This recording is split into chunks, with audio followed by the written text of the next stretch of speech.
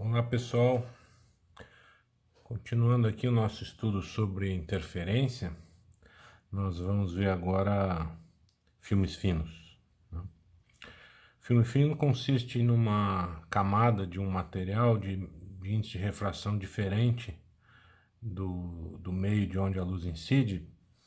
O caso mais simples, né, seria um raio que incide do ar para a água, por exemplo, e depois aqui tem uma nova interface com o ar. No caso de uma bolha de sabão, por exemplo, né?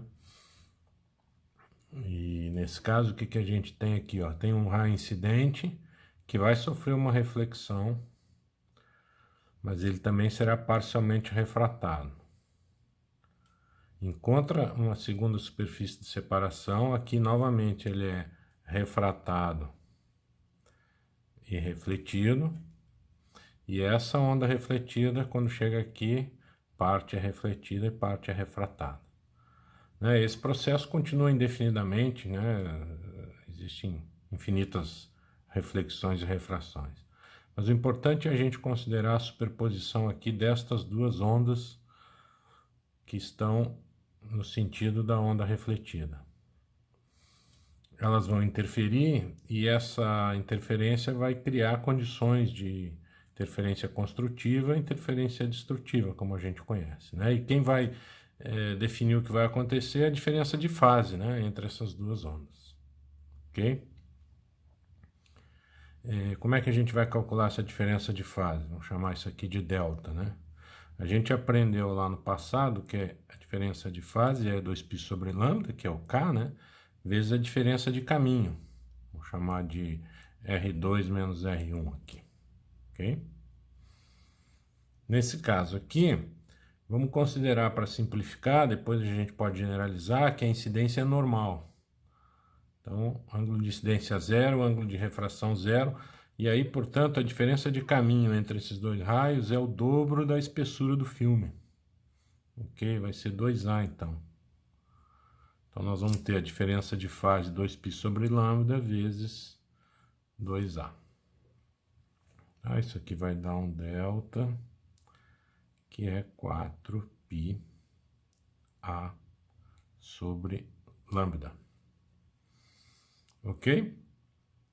Uma observação importante aqui, quando a gente escreve lambda, é que o comprimento de onda aqui, o comprimento de onda no meio 2, né? Onde houve essa diferença de caminho. Essa diferença de caminho ocorreu aqui dentro do filme. Então, esse é o lambda dentro desse meio 2. Eu vou chamar de lambda 2 por enquanto, então, ok?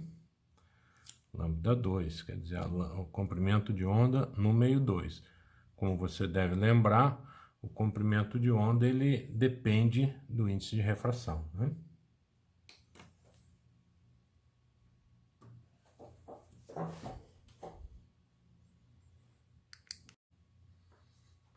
Então, se eu fosse calcular esse lambda 2, ele é o lambda do vácuo dividido, vou escrever aqui, vácuo, dividido pelo índice de refração do meio 2, tá?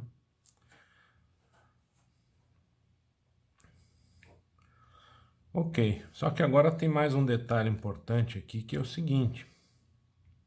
Quando a luz sofre reflexão, esses dois raios que interferiram, um sofreu reflexão na primeira interface e esse aqui sofreu reflexão na segunda interface.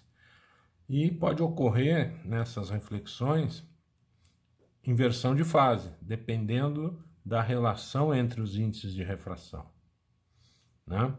Vamos lembrar lá como é que é o coeficiente de reflexão, o R. Se você retornar lá e olhar a expressão para R e botar ângulo de incidência igual a zero, você vai ver que o R sigma fica igual ao Rπ, por isso que vou chamar ele só de R. Ele vai ficar igual a N1 menos N2 dividido por N1 mais N2. Ok?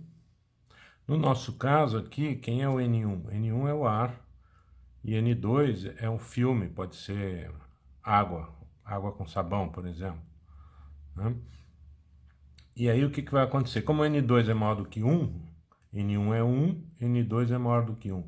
Então esse R é negativo. E R negativo implica em inversão de fase. Ou seja, aqui nesta primeira reflexão ocorre uma inversão de fase, quando eu passo de N igual a 1 para um outro N que é maior do que 1. Ok? Essa aqui foi na primeira reflexão.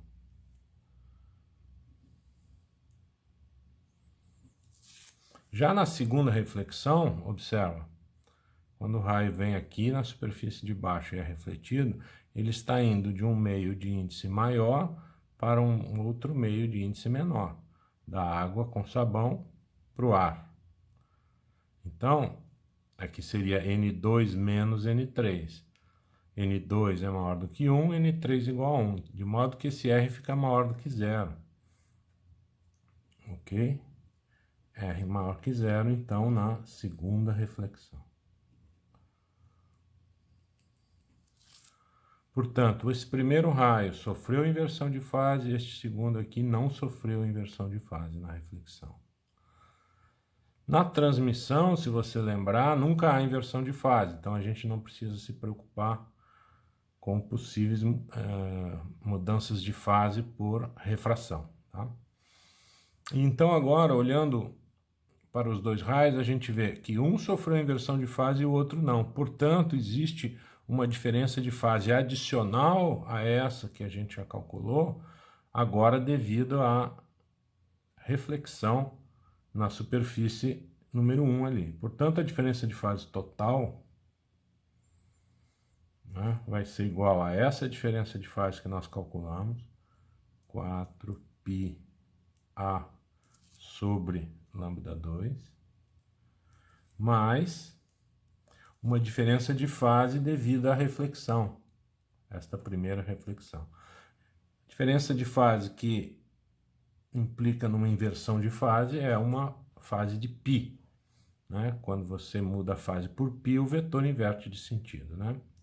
Isso, então, vai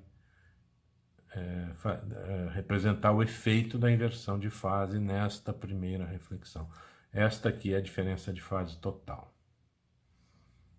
Então, agora, se eu quero, por exemplo, máxima reflexão,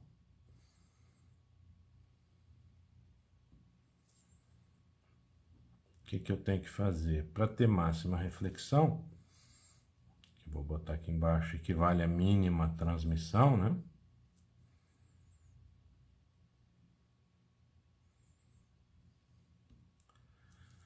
Para ter máxima reflexão, a diferença de fase total vai ter que ser igual a 2mπ, onde m é um número inteiro. Ok? Sendo um número inteiro de 2π, significa que os dois raios vão estar em fase, interferência construtiva, máxima reflexão. Os raios refletidos vão se somar, teremos a máxima intensidade da onda refletida, né?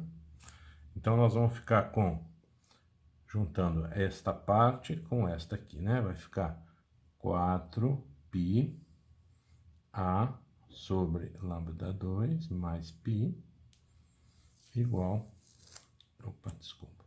a 2m. M número inteiro. 2mπ, desculpa, né? Agora a gente corta o π, né? Cortamos o π. Então, ficamos com 4A sobre lambda2 mais 1 igual a 2m. 4A sobre lambda2 igual 2m menos 1. Isso aqui, 2m menos 1, é um número ímpar. Se a gente isolar aqui a espessura, né? Se eu quiser saber qual a espessura desta camada para que eu tenha máxima reflexão. Então, essa espessura vai ser 2m menos 1, que é um número ímpar, lambda sobre 4. Lambda 2 sobre 4. Uma lâmina que tem essa espessura aqui, lambda sobre 4, é chamada de lâmina de quarto de onda. Tá? Ela tem uma espessura igual a 1/4 do comprimento de onda da onda naquele meio. Okay? Lambda 2, porque estou chamando de N2 o índice de refração no filme. Ok?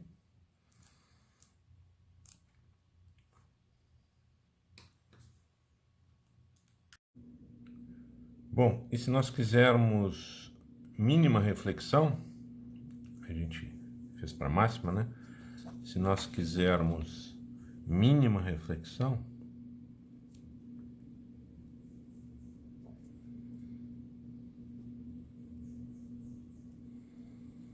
nós vamos pegar o delta total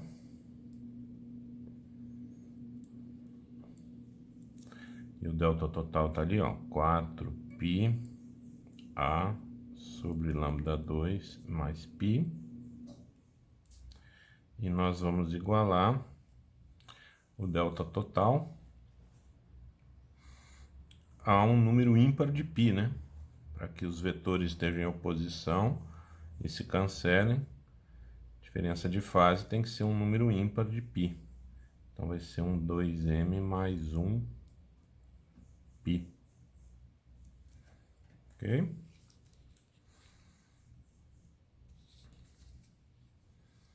A gente leva isso para frente, então vai ficar 4a sobre lambda 2 mais 1, tirei o π, né? Igual a 2m mais 1. Corta o 1.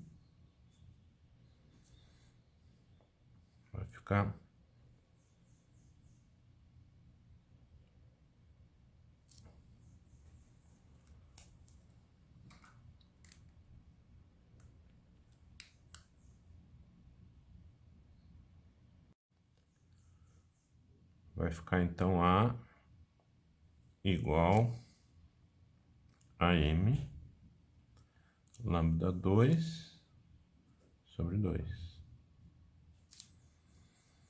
Ok? Repetindo que lambda 2 é lambda sobre n2.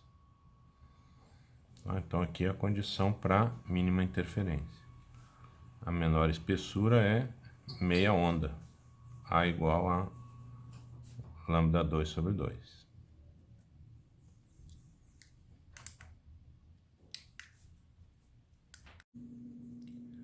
Agora eu fiz um desenho aqui para a gente olhar a incidência oblíqua. E aqui, então, a matemática fica um pouquinho mais complicada, mas é bem tranquilo. Eu vou deixar isso aí como exercício para vocês. Vem o raio incidente, refratou, refletiu aqui, refratou e saiu para lá. Então a gente tem este raio aqui, que vai interferir com o que refletiu logo na primeira superfície. Observa que eles vão seguir caminhos iguais a partir dessa linha aqui, que é perpendicular a esse raio da direita aqui. Então a diferença de fase que eu tenho que computar é entre esse percurso aqui, daqui até aqui, e o outro percurso que foi feito dentro do filme, que é esse aqui. O interessante é que o resultado fica bastante simples, e a condição de mínima reflexão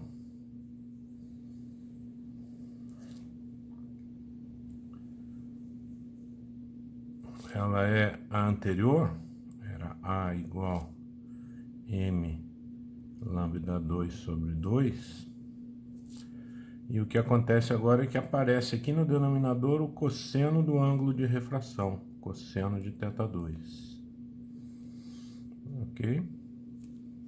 E a mesma consequência para o caso de máxima reflexão, que a gente tinha deduzido antes. A expressão vai ficar A igual, lembra, era 2m menos 1 lambda 2 sobre 4. Então agora vai ficar 4 cosseno de θ2. Isso aqui tem uma consequência bem interessante, que é, se a espessura está fixa, à medida que você varia o ângulo de observação, você vai ter um comprimento de onda diferente que vai satisfazer essa relação. Isso vai fazer com que esses filmes eles mudem de cor de acordo com a inclinação, de acordo com o ângulo de observação. Tá? Esse fenômeno que é chamado de iridescência.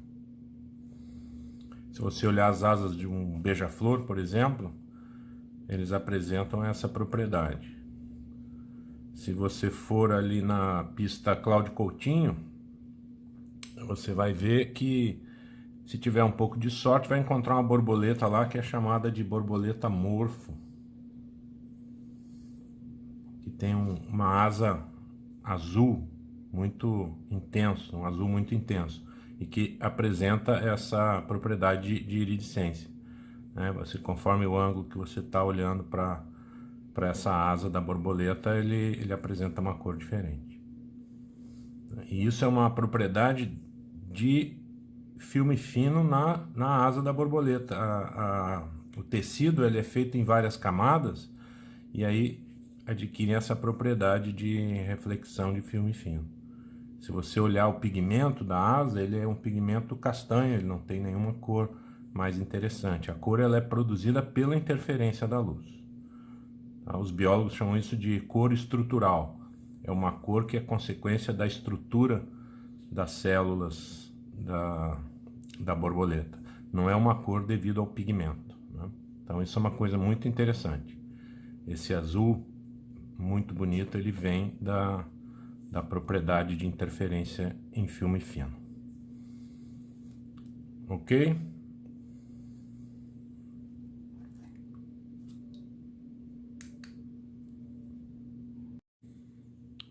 Eu fiz uma película de sabão aqui pra gente dar uma olhada no que acontece. Olha lá.